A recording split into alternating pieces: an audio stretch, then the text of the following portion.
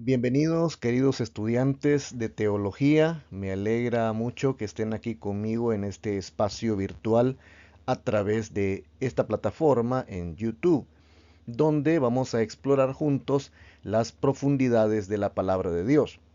Justamente hoy nos vamos a sumergir en el tema la ética cristiana en contextos de persecución, de acuerdo a como lo plantea la primera epístola universal del apóstol Pedro. Esta epístola, escrita en un tiempo de adversidad para los primeros cristianos, nos ofrece valiosas lecciones sobre cómo vivir nuestra fe con integridad, pero también con esperanza, incluso en medio de los desafíos. Como teólogos, este estudio no solamente enriquecerá nuestra comprensión bíblica, sino que también nos va a equipar para guiar a otros en contextos contemporáneos de hostilidad. Así que prepárense para un viaje inspirador. Comencemos.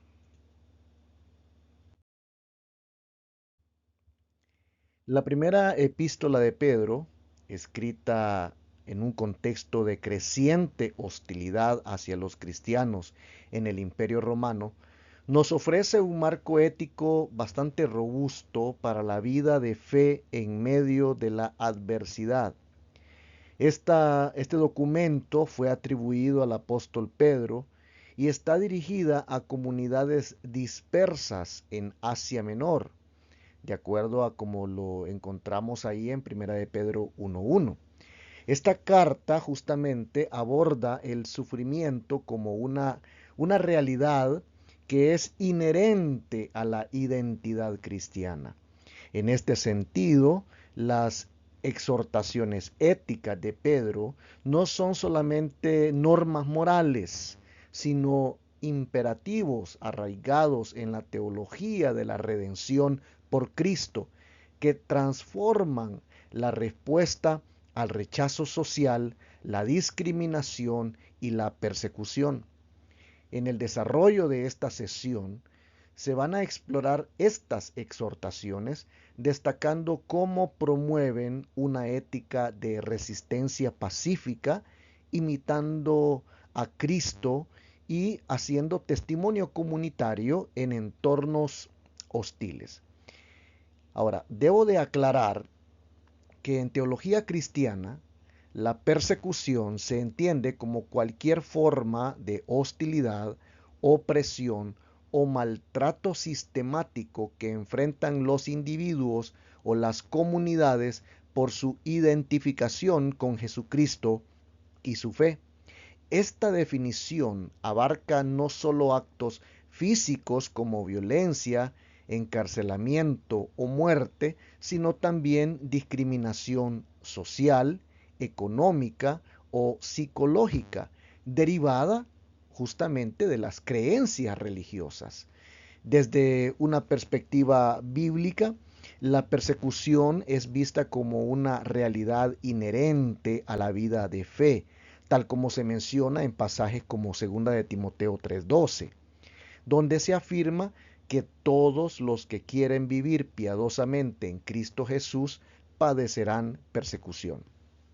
Ahora, históricamente, en el contexto teológico, la persecución remite a episodios como las opresiones romanas contra los primeros cristianos o conflictos con autoridades judías, pero se extiende a contextos modernos donde gobiernos o grupos extremistas, como por ejemplo grupos islamistas o grupos comunistas o grupos nacionalistas extremos, imponen restricciones por motivo de fe. Teólogos interpretan esto no como un fracaso divino, sino como una oportunidad para fortalecer la fe, unir a los creyentes y participar en sufrimientos de Cristo, promoviendo una respuesta de resiliencia en oración y testimonio no violento. En resumen, la persecución en el marco de la teología no es solo un evento histórico, sino que es un concepto escatológico que apunta a la victoria final de la fe sobre la adversidad.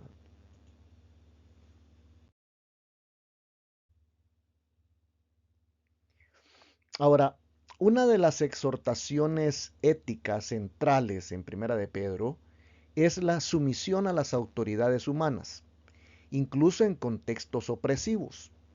Pedro insta, por causa del Señor, someteos a toda institución humana, ya sea rey como a superior, o a los gobernantes como a enviados por él para castigo de los malhechores y alabanza de los que hacen bien. Eso lo encontramos justamente en 1 de Pedro, capítulo 2, versículos 13 y 14. Ahora, esta directiva que encontramos aquí no endorsa la injusticia, sino que más bien busca desarmar acusaciones de subversión contra los cristianos, promoviendo una conducta que honre a Dios y silencie a los detractores. Eso es lo que encontramos, por ejemplo, en el capítulo 2, versículo 15. En un imperio donde los cristianos eran vistos como una amenaza al orden pagano establecido, esta ética de sumisión estratégica evita confrontaciones innecesarias, permitiendo que las buenas obras, tal como se menciona en 1 de Pedro 2:12, sirvan como testimonio. En este sentido, Pedro extiende esta exhortación a relaciones desiguales, como por ejemplo la de los siervos con sus amos. Le dice, fíjese, en el versículo 18 del capítulo 2, siervos, estad sujetos con todo respeto a vuestros amos, no solamente a los buenos y afables, sino también a los difíciles de soportar. Aquí, el sufrimiento injusto se vincula directamente a la imitación de Cristo, quien cuando le maldecían no respondía con maldición. Cuando sufría o cuando padecía, él no amenazaba, sino que encomendaba la causa al que juzga justamente. Eso dice 1 de Pedro 2:23. Entonces, en contextos hostiles, esta ética transforma el victimismo en oportunidad redentora, enfatizando la paciencia y no la retaliación como expresiones de fe.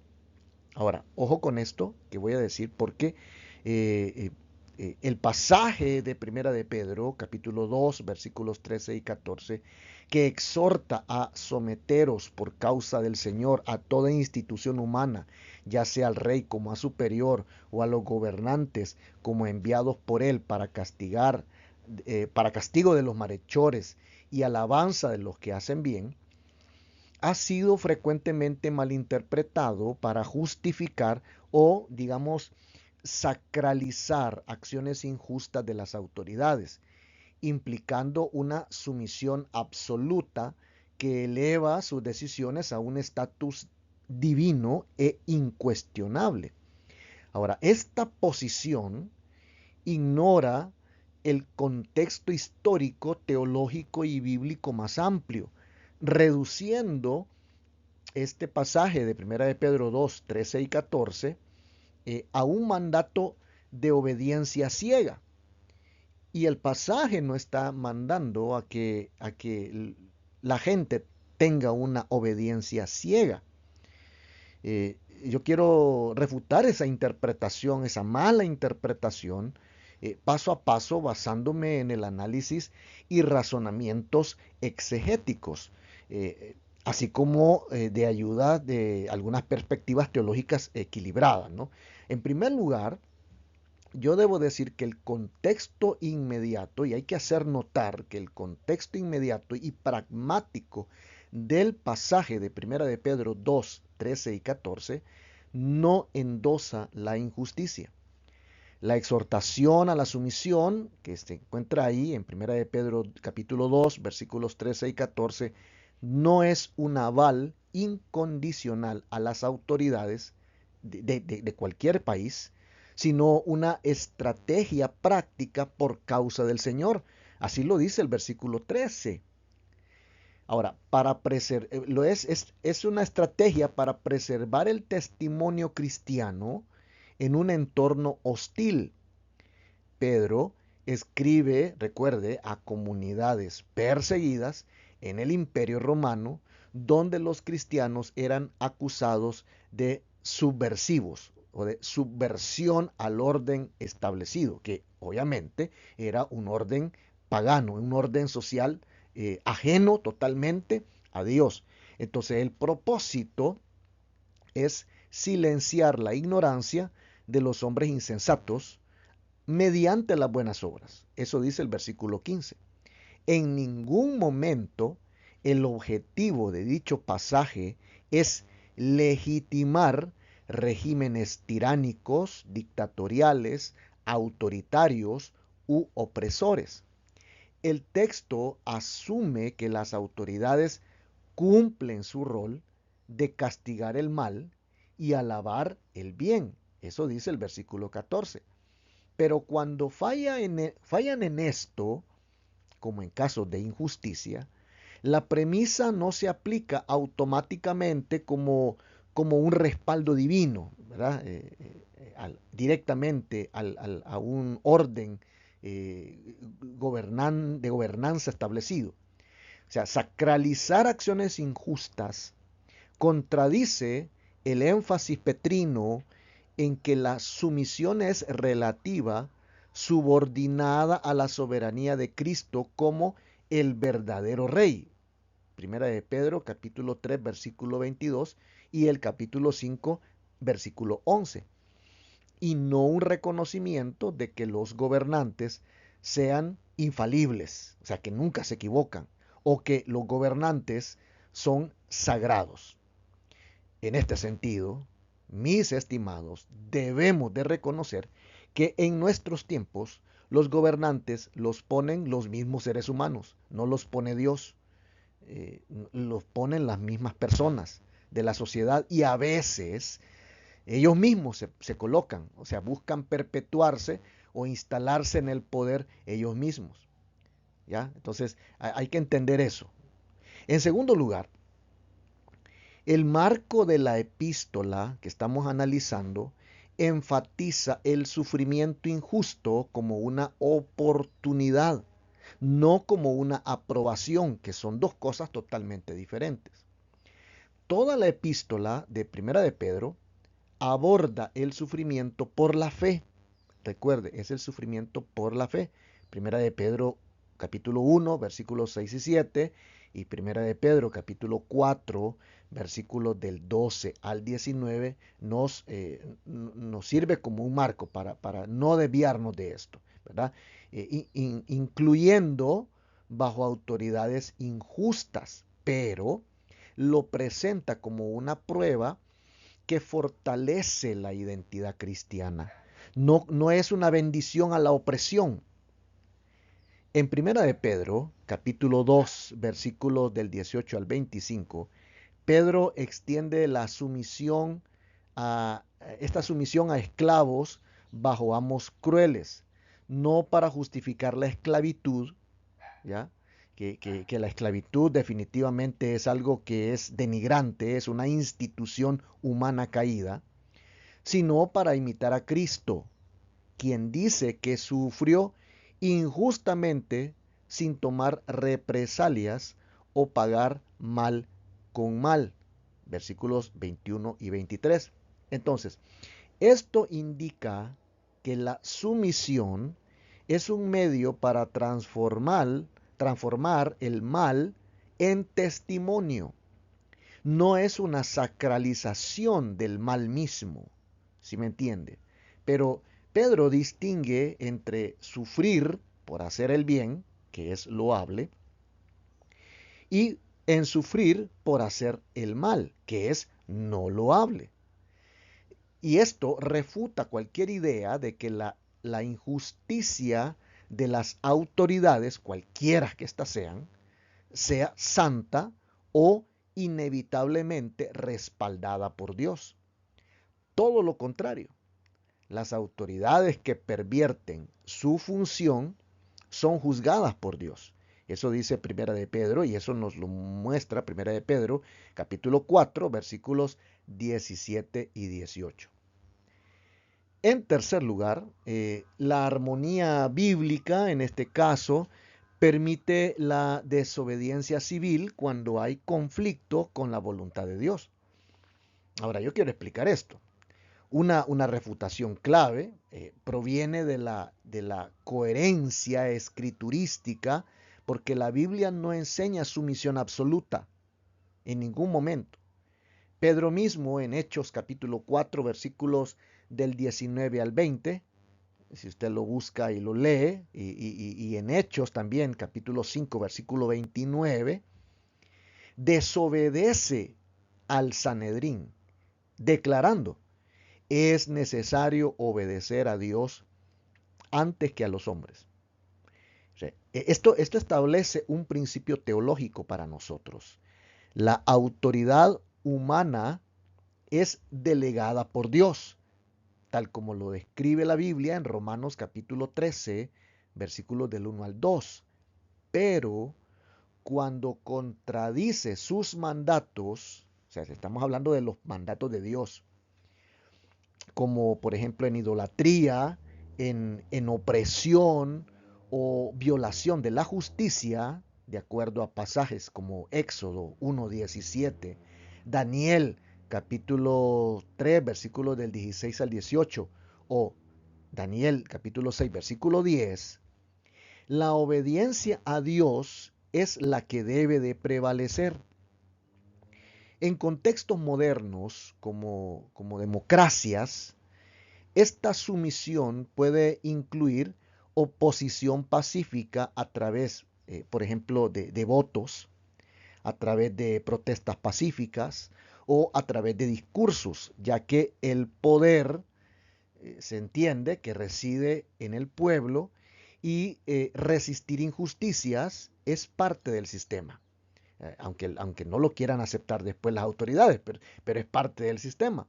Entonces, el que un ministro, en este caso un pastor o un líder cristiano o evangélico, sacralice injusticias, eh, ignora que Jesús denunció a líderes hipócritas, por ejemplo en Mateo capítulo 23, y que él mismo fue ejecutado como traidor al sistema, modelando resistencia no violenta.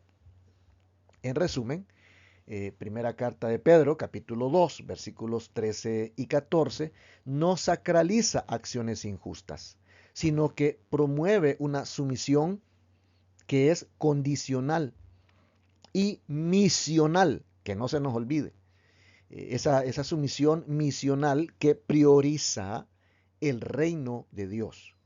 Entonces, esta interpretación que yo he presentado ante ustedes equilibra obediencia con la fidelidad divina, permitiendo resistencia ética cuando sea necesario y evita los anacronismos que vienen a imponer agendas políticas al texto bíblico. ¿Ya? Entonces eso debemos de tomarlo muy en cuenta.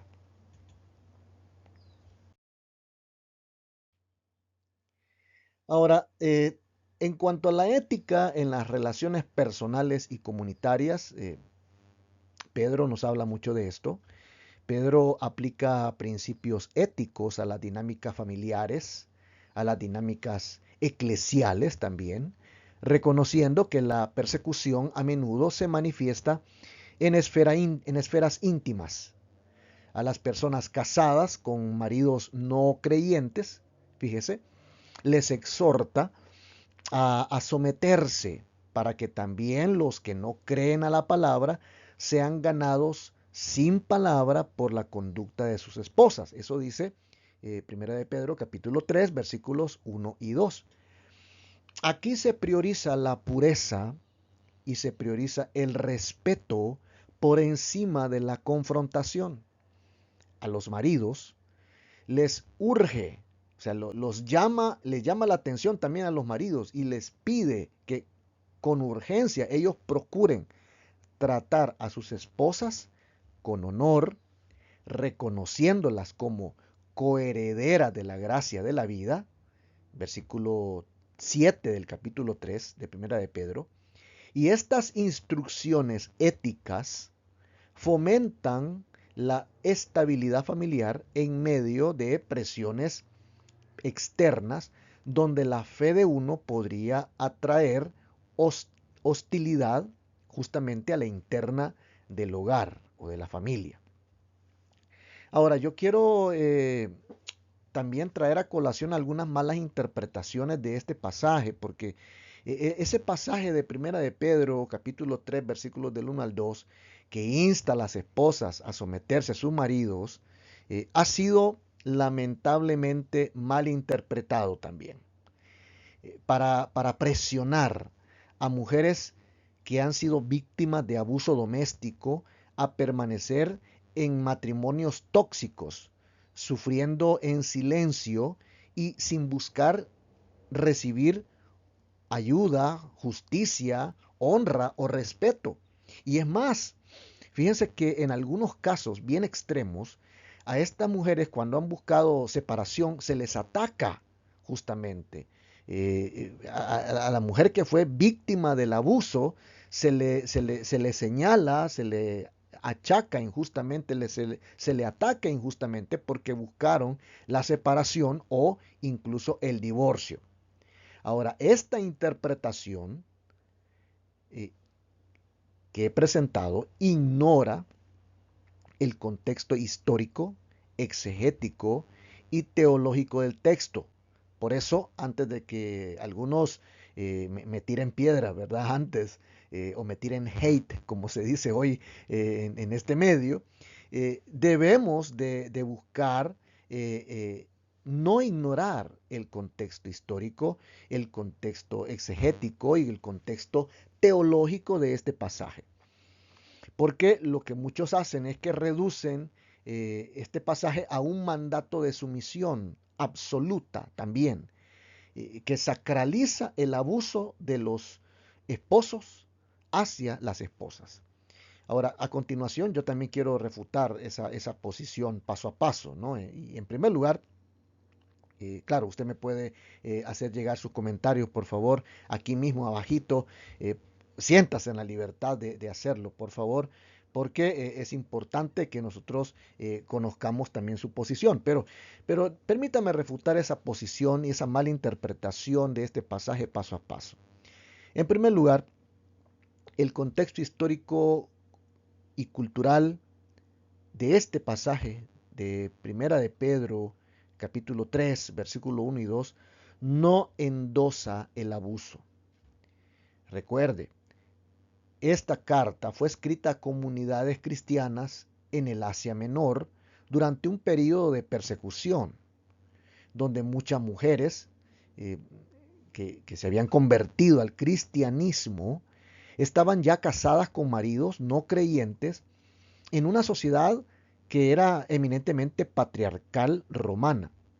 Entonces la exhortación a la sumisión, que en la palabra griego, esta palabra sumisión no implica obediencia ciega, sino que implica orden, implica respeto. O sea, definitivamente nada que ver el término original con obediencia ciega. Esta sumisión de la cual habla Pedro aquí es estratégica. ¿Por qué? Porque busca ganar al esposo incrédulo a través de un testimonio pacífico, a través de un testimonio virtuoso y no mediante confrontación verbal. Sin embargo, el texto no menciona abuso físico, tampoco hace referencia a abuso verbal o abuso de tipo emocional. El pasaje y el escritor sagrado asume un contexto de desacuerdo religioso. Ese es el marco en el cual está dicho el pasaje. No está dicho en el marco de violencia intrafamiliar. Entonces, interpretarlo como un mandato para soportar maltratos ignora que el abuso por parte de un cónyuge hacia el otro es un pecado grave que viola el pacto matrimonial, de acuerdo a pasajes como Éxodo capítulo 20, versículo 13 y Malaquías capítulo 2, versículo 16. Y en este pasaje Pedro no lo justifica en ninguna parte. Al contrario, en el mismo capítulo, Pedro equilibra la sumisión con el respeto mutuo, llamando a los maridos a tratar a sus esposas con honor, fíjese, y como coherederas de la gracia. Eso dice el 1 de Pedro 3:7. Entonces, esto excluye cualquier tipo o cualquier forma de opresión hacia ellas. En segundo lugar, la imitación de Cristo, o sea, el que seamos imitadores de Cristo o el que las esposas sean imitadoras de Cristo, no implica permanecer en peligro. Mire, algunos argumentan que como Cristo sufrió injustamente, ¿verdad? Eso lo podemos ver ahí en 1 de Pedro capítulo 2, versículo 21 al 23. Las esposas deben imitarlo soportando abusos. Pero esa analogía es falaz, permítanme la expresión, porque el sufrimiento de Cristo al cual se hace referencia en la Biblia fue un sufrimiento redentor y voluntario por la salvación. No fue un modelo para víctimas de violencia doméstica. ¿Sí me explico?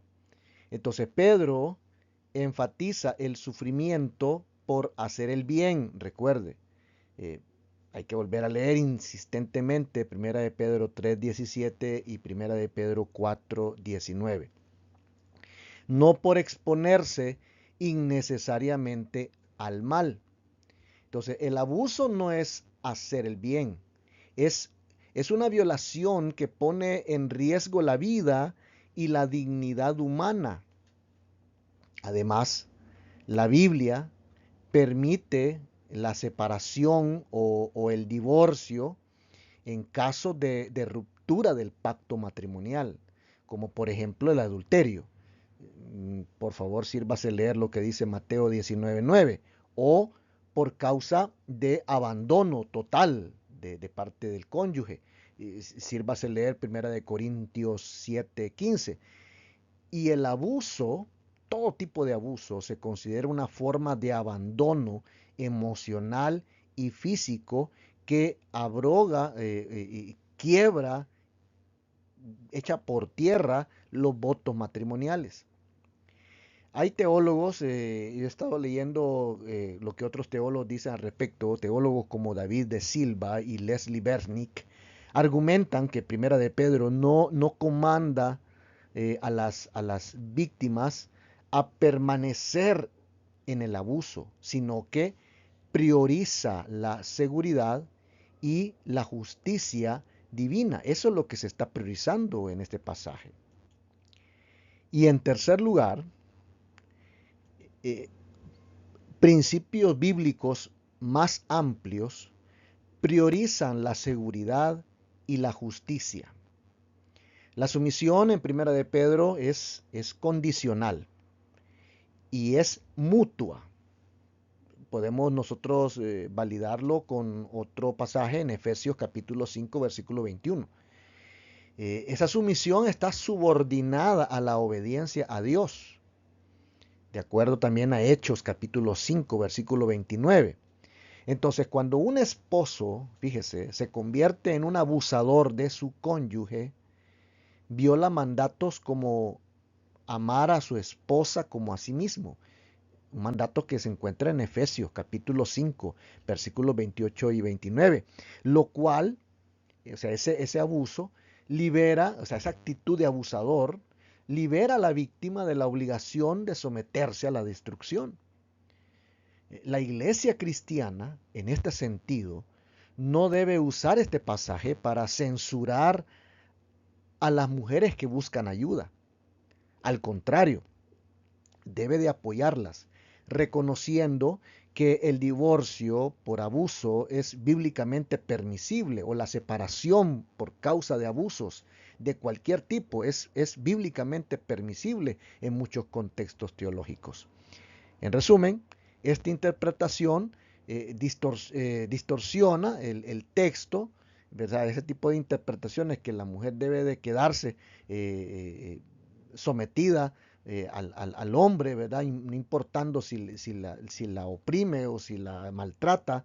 Esa interpretación distorsiona el texto para perpetuar opresión, ignorando que Dios aborrece la violencia. Si no, mire lo que dice el Salmo 11:5. Y es un llamado a proteger a los vulnerables. Si no, mire lo que dice el Salmo 82, versículos 3 y 4.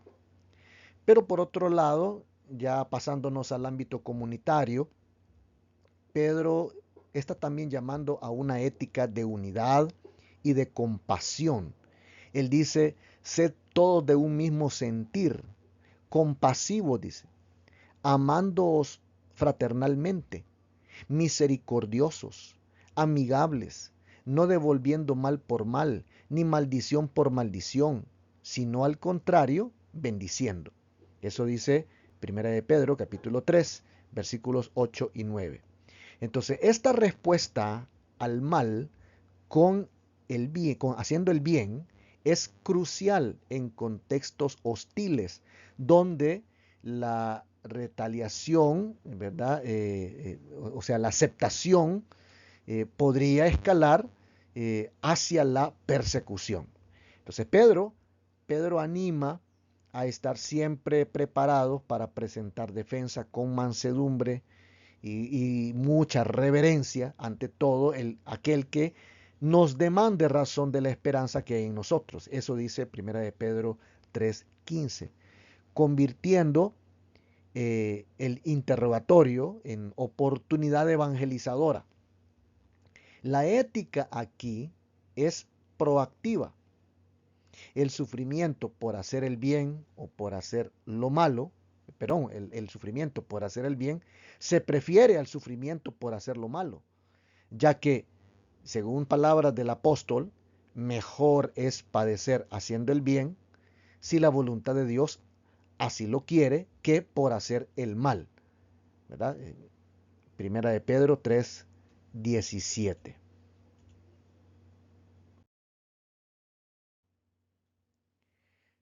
También este pasaje, en la segunda mitad de la epístola, ya Pedro aborda directamente el sufrimiento por la fe.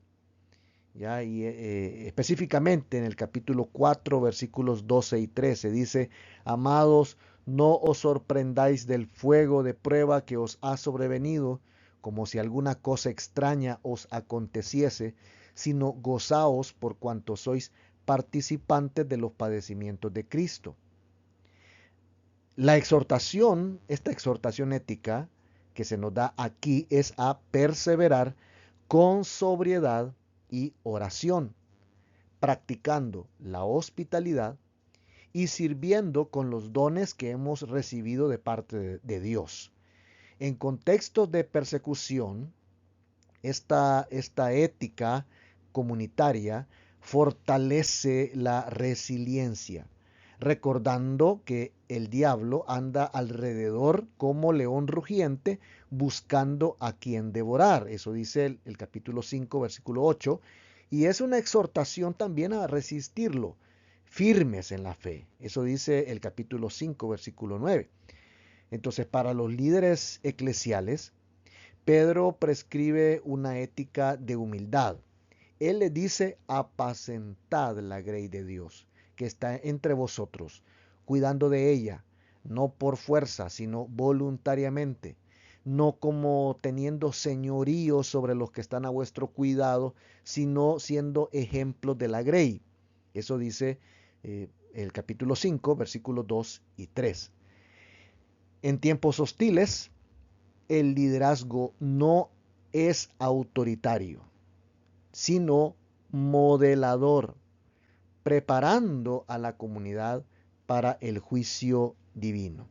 Ahora, permítame ampliar esta idea, porque la enseñanza de Primera de Pedro, ahí en el capítulo 5, versículos del 2 al 4, donde se exhorta a los líderes eclesiales a apacentar la grey de Dios que está entre vosotros, eh, y se promete también la corona de justicia, la corona de gloria, más bien, en el juicio divino, de acuerdo al versículo 4, presenta un modelo de liderazgo cristiano distintivo, particularmente relevante en contextos de hostilidad, en tiempos de persecución, como los enfrentados por las comunidades de Asia Menor en el primer siglo. El liderazgo definitivamente no debe de ser autoritario, sino modelador, es decir, centrado en el ejemplo personal y la preparación espiritual de la comunidad para enfrentar el juicio de Dios. Esta idea, profundamente arraigada en la teología pastoral de Pedro, ofrece principios clave para la praxis eclesial en entornos de adversidad, como los que enfrentan los cristianos en regiones, por ejemplo, del sur global, hoy en día, incluyendo contextos de inestabilidad social o religiosa en países como El Salvador u otros países de América Latina, ¿no? Eh, Aquí debemos entender bien el rol del líder.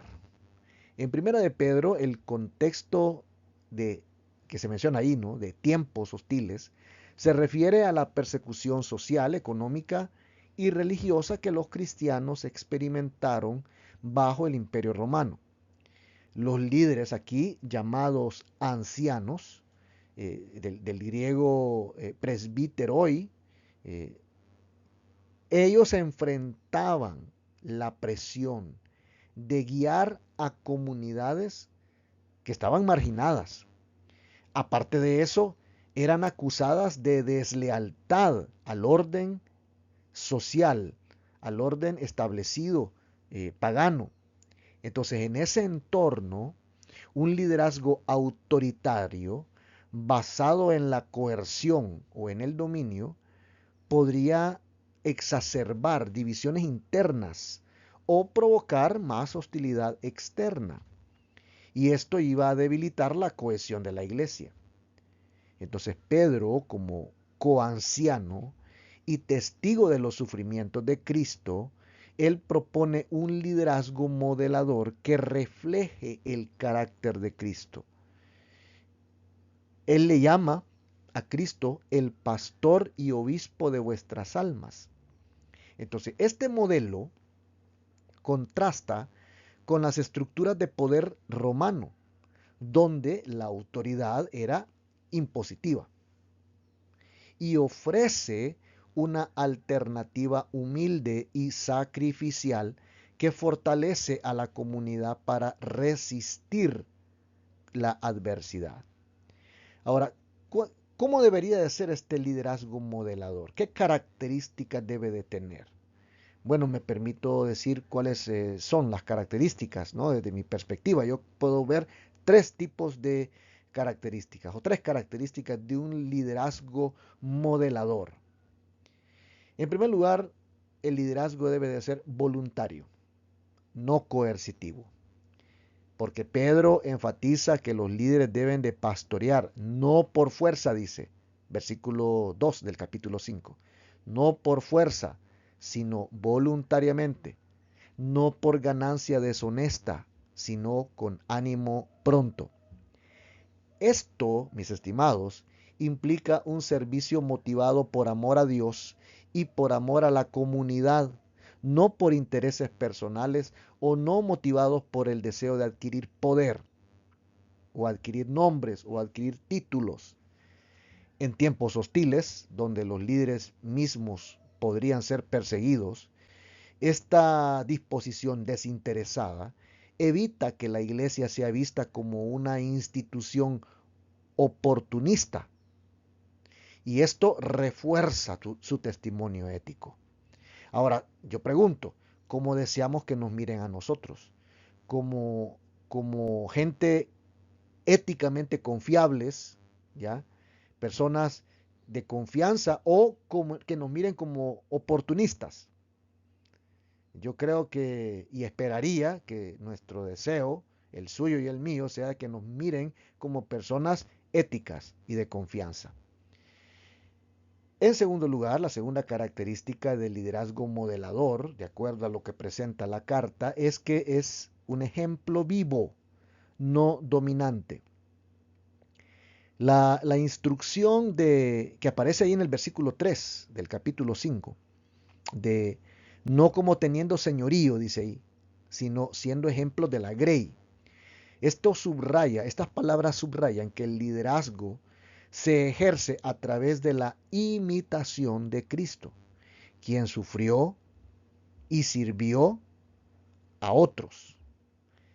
En contextos de persecución, los líderes debemos de modelar paciencia, fe y resistencia no violenta, mostrando a la comunidad cómo vivir la esperanza escatológica. Por ejemplo, un líder que demuestra hospitalidad, tal como lo dice Primera de Pedro 4:9, o, o que muestra integridad bajo presión, como lo muestra el capítulo 3, versículos 15 y 16, va a inspirar a la comunidad a seguir su ejemplo, fortaleciendo su unidad frente a las amenazas externas. Y en tercer lugar, una tercera característica del liderazgo que presenta aquí Pedro, un liderazgo modelador, es que está orientada al juicio divino. Porque la mención de la corona de gloria que no se marchita, que aparece ahí en el capítulo 5, versículo 4, vincula el liderazgo al juicio final, cuando Cristo, el príncipe de los pastores, recompensará a los fieles en tiempos hostiles. Entonces, esta perspectiva escatológica en estos tiempos difíciles, en tiempos hostiles, ¿no?, motiva a los líderes a que prioricemos la fidelidad a Dios por encima de la aprobación humana, preparando a la comunidad cristiana para enfrentar el sufrimiento con una esperanza que trasciende las dificultades presentes. Esto, mis estimados, implica enseñar a la iglesia a confiar en la justicia divina, tal como lo dice Primera de Pedro 4:19, resistiendo la tentación de devolver o de pagar mal por mal o de vengarse, ¿verdad? O de desesperar frente a la persecución.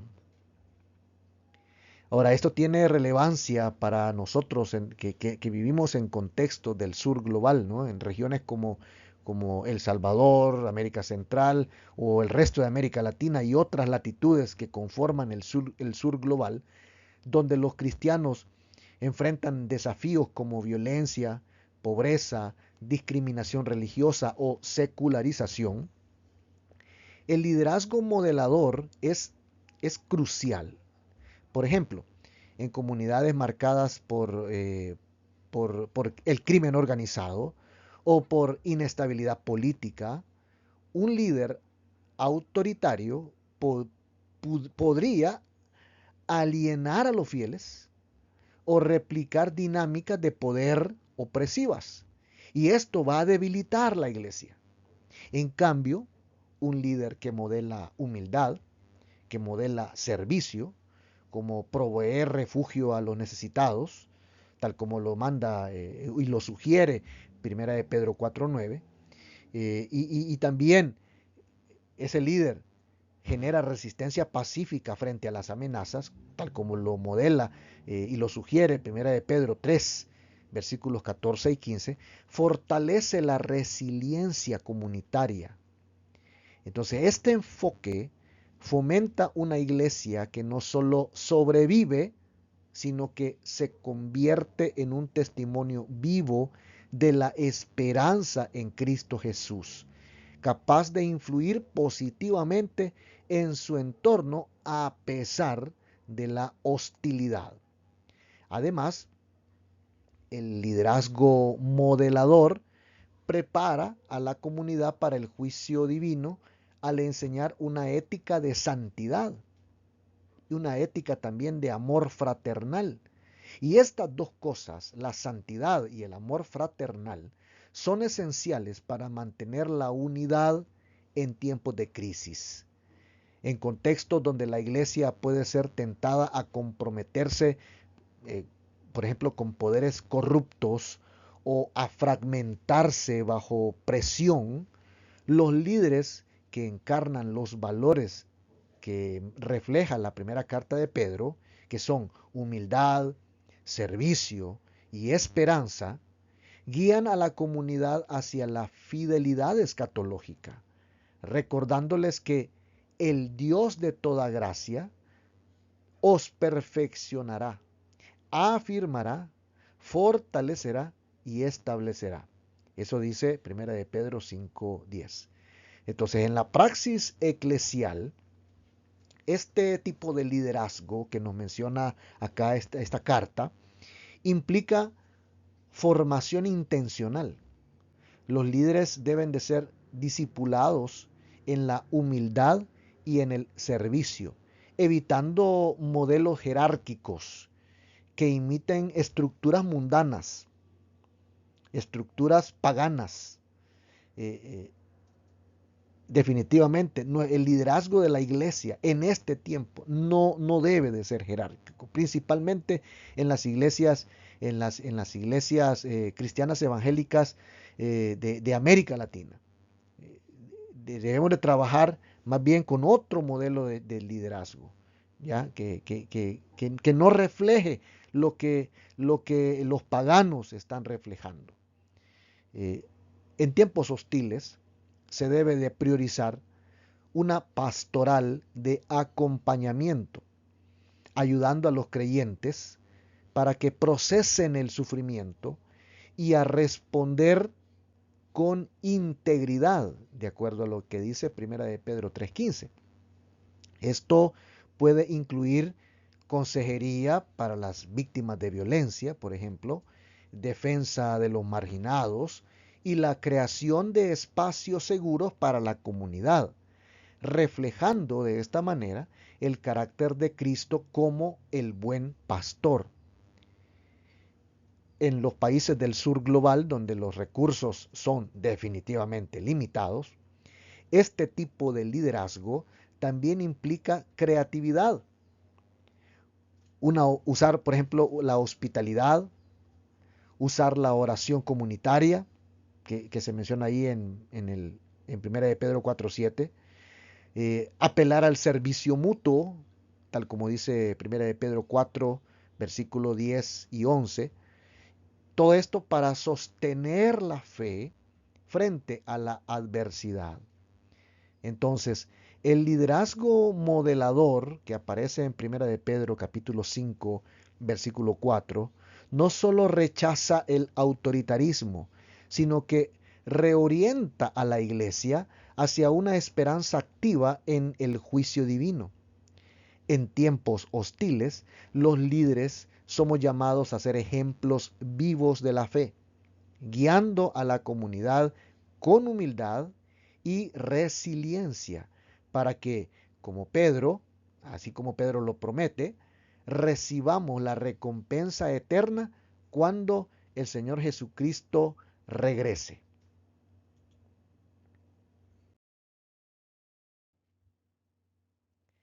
En síntesis, las exhortaciones éticas de Primera de Pedro configuran una vida cristiana que está marcada por la sumisión, no por deseo de venganza, está marcada por la unidad y la imitación de Cristo, diseñadas específicamente para entornos de persecución. Ahora, estas no promueven pasividad, sino que más bien promueven una resistencia activa que transforma el sufrimiento en testimonio, honrando a Dios y atrayendo a otros a la fe en Cristo. En un mundo contemporáneo donde los cristianos enfrentamos muchas veces marginación cultural o persecución abierta, la epístola que estamos estudiando hoy nos invita a una ética que integra tanto teología como praxis, recordándonos que el sufrimiento temporal palidece ante la gloria eterna, de acuerdo a lo que dice Primera de Pedro 5:10. Así que el apóstol Pedro en su carta no solo consuela, sino que empodera a los cristianos para vivir éticamente en medio de situaciones adversas y difíciles, reflejando el carácter de nuestro Señor y de nuestro bendito Salvador Jesucristo. Ahora, yo quiero lanzar, antes de terminar, por lo menos unas 3 preguntas de reflexión y me gustaría que usted lo comente o la responda aquí abajo en los comentarios. En primer lugar, hay cosas que vienen a mi mente al estar preparando este estudio y lo primero que puedo mencionar es que en el contexto de Primera de Pedro, Pedro exhorta a los cristianos a responder al sufrimiento con paciencia y buenas obras, incluso bajo autoridades injustas. Pero yo les invito a que reflexionemos con este cuestionamiento. ¿Cómo podría usted aplicar esta ética de no retaliación o no venganza, de pagar mal por mal, ¿no?, en su vida diaria como cristiano, ya sea que viva en El Salvador o en otro país del mundo, donde podría enfrentar discriminación social, económica o política por causa de su fe? ¿Qué desafíos específicos de su entorno le vienen a la mente?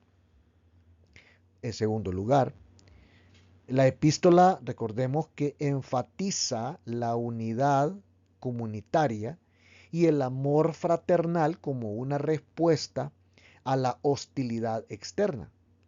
Pero le invito a que piense en su iglesia local.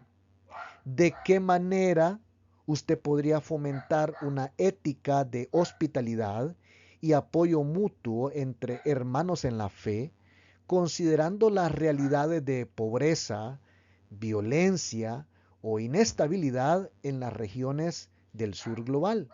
¿Cómo esto podría fortalecer a su comunidad frente a posibles persecuciones? Y, en tercer lugar, recordemos que Pedro anima a estar preparados para dar razón de la esperanza en Cristo con mansedumbre. Eso dice 1 de Pedro 3:15. Entonces, reflexione por un momento, reflexione personalmente. En un mundo donde la fe cristiana podría ser marginada por influencias seculares o religiosas dominantes en su país, ¿cómo prepararía usted su testimonio para poder compartirlo en momentos de adversidad, asegurándose de que refleje el carácter de Cristo? ¿Qué pasos prácticos usted tomaría para crecer en esta área específicamente? Bueno, le dejo esas 3 inquietudes para que usted pueda reflexionar. Y de esta manera concluimos nuestra exploración de la ética cristiana en contextos de persecución en base a lo que nos enseña Primera de Pedro. Espero que estas exhortaciones de Pedro hayan resonado en su mente, en sus corazones y le motiven a usted, mi estimado hermano y hermana, a reflexionar sobre cómo aplicar estos principios en su vida diaria y en su ministerio. Recuerde que la fe no se debilita en la adversidad, sino que al contrario, se fortalece. Así que les invito a compartir sus pensamientos en los comentarios abajo y suscribirse también a este canal para poder tener ahí acceso a más contenidos teológicos y sobre todo le invito a orar por sabiduría en su camino académico y en su camino espiritual. Que Dios le bendiga abundantemente y hasta la próxima clase virtual en la cual nos podamos encontrar. Un abrazo.